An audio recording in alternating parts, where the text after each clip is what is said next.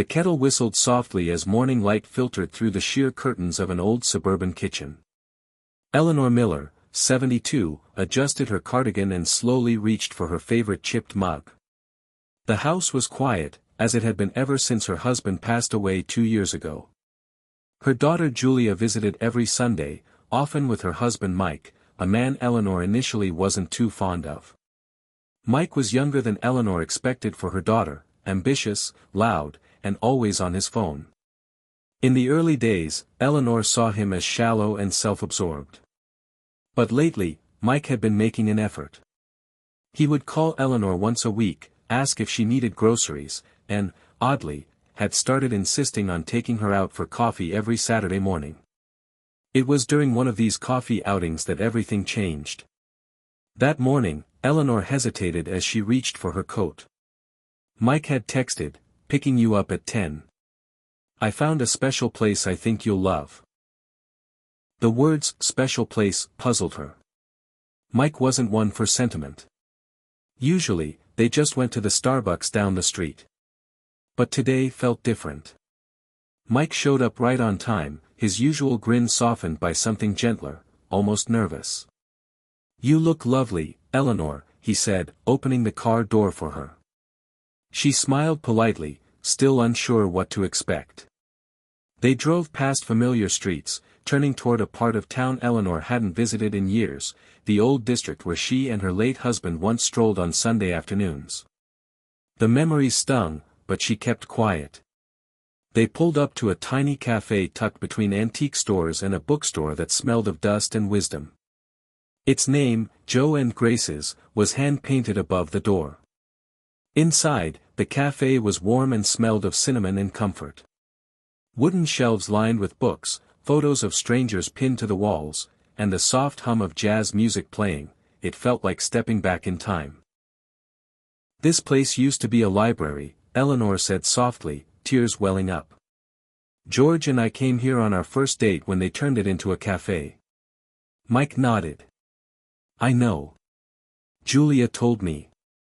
I thought, maybe it'd be nice to remember." They sat at a corner table.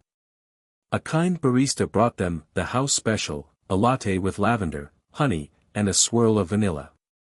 Eleanor took a sip and smiled. "It tastes like memories." Mike looked uneasy. "Eleanor, there's something else." She tilted her head. "I've been working with Julia on something. For a few months now." Eleanor's heart skipped. Was he going to tell her they were moving? That they couldn't visit anymore? Mike pulled out a small envelope and slid it across the table. Inside was a flyer with her name on it. The Eleanor Miller Community Cafe, coming spring 2026. She blinked. Mike continued, "We're opening a new branch here.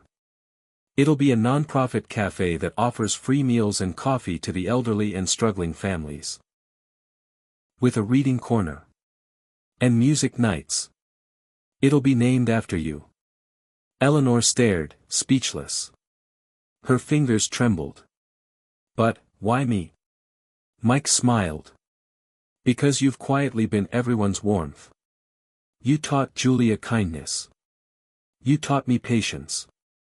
And because your story deserves to continue touching lives." Tears streamed down her face. She wasn't used to being seen this way, not in years. But Mike wasn't done. "There's one more thing.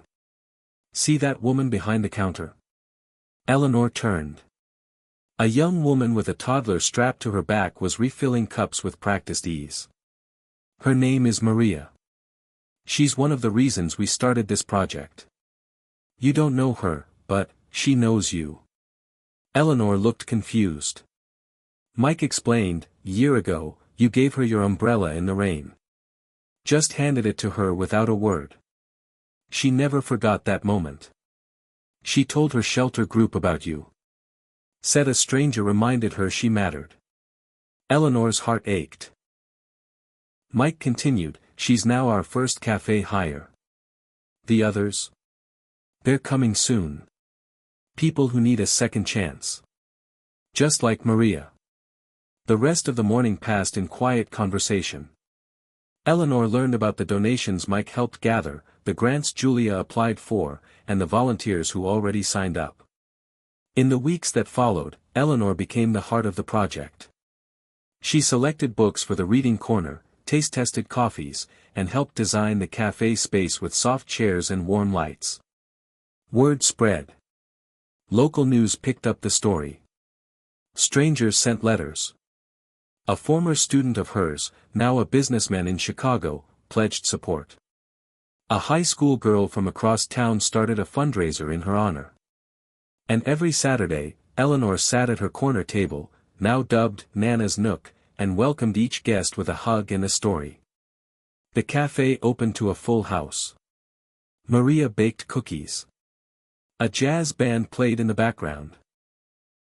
And as Eleanor cut the ribbon, she whispered to herself, George would have loved this. She turned to Mike, who was wiping his eyes.